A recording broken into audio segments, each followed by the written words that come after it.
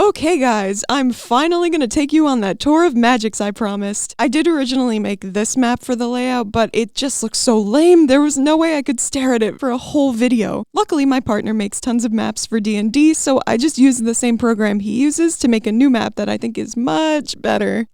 It is very important to me that this world feels like it could be the same size as Earth, so I hope I managed to make it feel big enough. The two planets are alike in even more ways, actually. The length of their days and years are so close that any discrepancy is pretty much totally negligible on the scale of human, or even nymph, perception. Magix even has 4 seasons like Earth does, and students get summer break there too. So yeah, the Magix that we see is a planet full of different cultures and magical peoples and beautiful landscapes. However, the story goes that originally, the mother dragon had landed on a planet covered entirely in water. She then created 2 giant land masses known as Virix and Materix, and later created the frozen continent at the bottom of the planet, Durashix. Quick side note, I came up with a lot of names for places in this video, and I did my best to make them sound like they could exist in the world of Winx. The show tends to go really on the nose when it comes to naming things. I mean, look at the names of our main characters, but I do like it in a lot of ways, like naming the fallen kingdom that sets the story in motion Dominoe is really fun. So I tried to stay true to that, just maybe without always being quite as corny. Okay, where were we?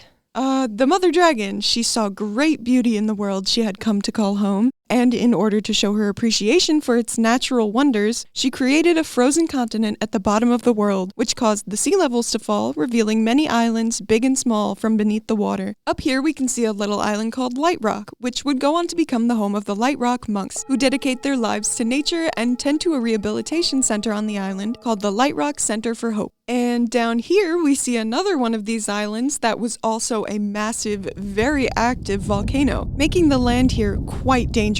So, the mother dragon gave its inhabitants the ability to live underwater should they so choose. The people of this island became divided, as half did choose this, but the other half chose to stay. In current day, the volcano is now dormant, and the 2 tribes are united into one mighty country called Andros. Okay, now let's move our focus in on Materix, as that's where our story mostly takes place. This is the larger of the 2 original landmasses cultivated by the mother dragon, and home to the most prestigious fairy school in all of Magix. Okay, before we start talking about individual schools and stuff, maybe I should show you the nations we have here. We can start with Solaria, a massive empire, biggest in the world actually. Solaria is a beautiful country, sporting a wide variety of climates and biomes. Here is its capital, Soletres. The city sits between a massive inland sea and a vast desert. Legend has it that a civilization once thrived in that desert on the banks of a massive, winding river, but when that ancient river dried up, they were forced to look for a new home. Their leader, the Fairy of Dawn at the time, was struck with a vision. When they are able to see 3 sunrises, they will have arrived at their new home, and that new settlement would one day become the capital of a mighty empire. Now known for its dazzling beaches and exciting nightlife, Soletres is a city that people across the world dream of visiting. But it's also a great place to live. Solaria has great free healthcare and is full of beautiful, affordable housing. Even though Solaria is usually a queendom, the current ruler, King Radius, is doing a great job, despite never really seeming like he got over his divorce. And his daughter, Princess Stella, is a beloved celebrity and fashion icon to young girls all over her country. Now let's move on to another bustling city in Solaria, Melody City.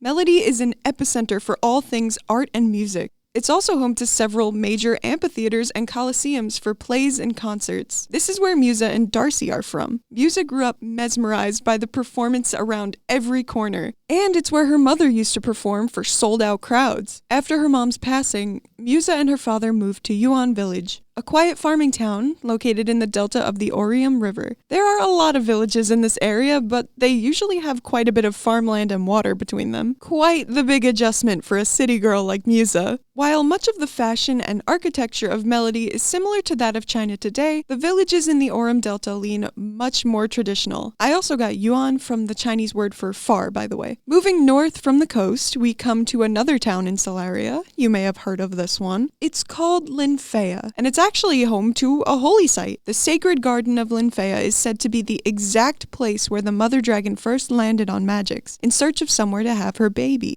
Linphea is said to be the name of one of the first fairies to ever exist, her wings bestowed upon her in this very location. Though her exact title is debated, she's likely a class of nature fairy, possibly relating to fruit or blossoms, and after being given her magic, she tended to the same garden. One day, Flora will take over as guardian fairy of this garden, and that's all I can tell you for now. Just know there's secrets here. Speaking of secrets, if we move north through the forest surrounding Linphea, we will come across the secret capital of the world, Alfea.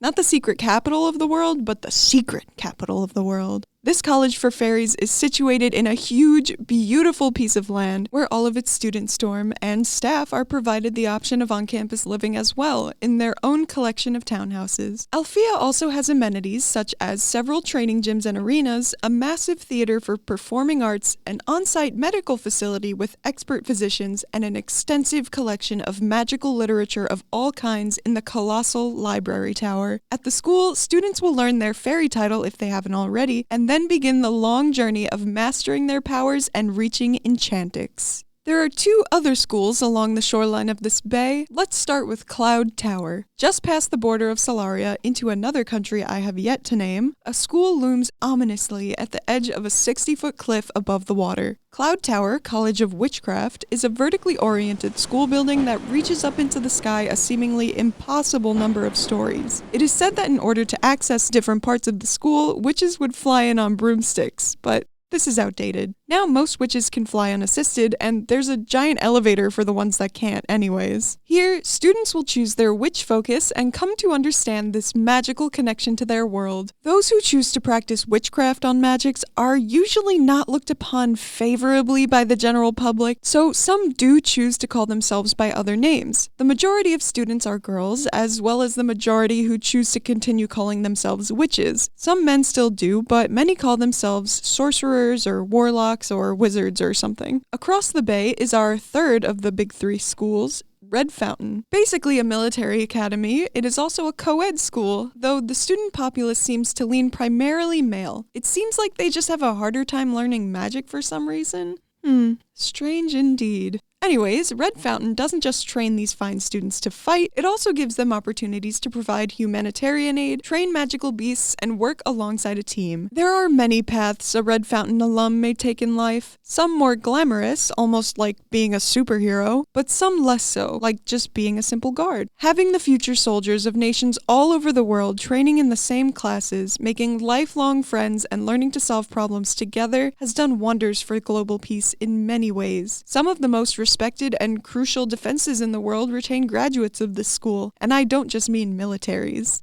Hi, it's Editing Teddy. So sorry about the mic quality. I didn't want to go all the way to the library for this, but I was editing and I realized I somehow forgot about Zenith. There's a lot going on by this bay. Zenith is a major metropolitan area between Red Fountain and Alfea, right on the border of Solaria and Eraklyon, but on the Solarian side. In the original show, the gang will travel to Magix for like a city day, but since this hypothetical rewrite is very scaled down to just one planet, our answer to that is the city of Zenith. With the hyperspeed trains on Magix, it only takes about a half hour to get there from Alfea. I imagine this world would have a lot of open natural spaces with these trains running through them or below them at magically high speeds. Both Timmy and Tekna are from Zenith, but Tekna spent most of her time growing up at Alfea's hospital, while Timmy actually grew up in the city. There's lots of cool things there between all the skyscrapers, like museums and schools and zoos and stuff, and it also has one of the few airports around. Air travel is not super common on Magix, mostly just used for crossing oceans, since it's actually not that much faster than the trains, but seeing those planes overhead is what inspired Timmy to want to be a pilot. Okay, back to the original video. Speaking of militaries, Red Fountain just so happens to be in a country with one of the strongest militaries in Magix, Eraklyon. Eraklyon makes being a soldier one of their most admired career paths. This place is functionally a police state run by a king who can't even bring himself to hug his own son. One of the rare countries where we unfortunately find men who were born without the respect women gene more often than not in this world of glitter and miniskirts. The capital of Eraklyon is called Vasilikos,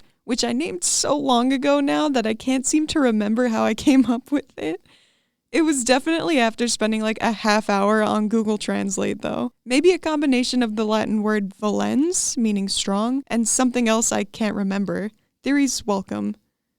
Both Sky and Brandon grew up in the ginormous castle in the mountains just next to the city. Vasilikos is located in the Soldater Mountains that run north to south through the country, named after the soldiers that helped to expand the once small kingdom into the global superpower it is today. Following the mountain range south, we come across an Eraklionite town, just outside of a wealthy district kept behind a massive gate. But we don't care about them. We care about the neighborhood, Samenby, since that's where Riven's from. It's maybe not regarded as the safest, most stable place in the world, but damn it if the communities there aren't full of love and passion. These kinds of dual cities are peppered all over Eraklyon. Smaller areas of exorbitant wealth adjoin to a secondary urban area in which poorer citizens are delegated to living. Oftentimes, many of these people in the poorer section will travel to the wealthy section to work, as servants, basically. If we do want to take a quick look at the wealthier parts of Eraklyon, we can follow the coastline back up north to the city of Dyamond. This is where Icy's family lives, as well as many other Eraklyonite noble families. Homes are massive and lawns are landscaped, but people don't really care about each other. They pretend their upcoming shows and banquets are real problems they have to deal with and take that unearned stress out on each other.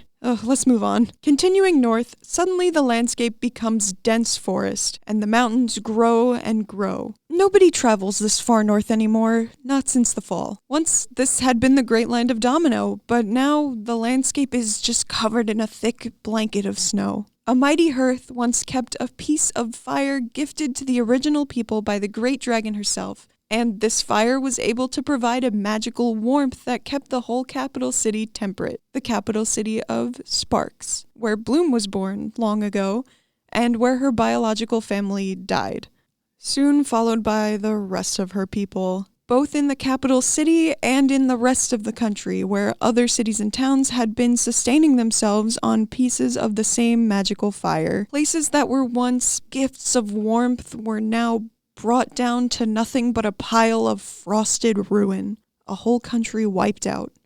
Or was it? There's one more place I would like to show you on Magix. Remember that massive frozen landmass I mentioned? The continent of Durashix? Well, despite its landscape being harsh and inhospitable, this place is not empty. It is the location of the Omega Penitentiary and Depository. In a world of magical crimes, there must be magical punishments. This is where Darkar was sent in his crystalline prison during the ancient times of Magix, after which a massive complex was constructed for others facing severe punishments for the most heinous of magical crimes. Some allowed to remain conscious and serve their sentence, but some encased in that same crystal, locked away for the safety of all things good. Dude got sentenced to eternity. He must have done something bad. I hope you guys enjoyed this little journey I've brought you on. It was definitely more for the lore enjoyers. Let me know if having this visual actually helped you understand the world building I've been trying to do. I can't wait to hear what you guys have to say, or if you have questions. I'll try to get to all of them in the comments, I promise. Until then, bye!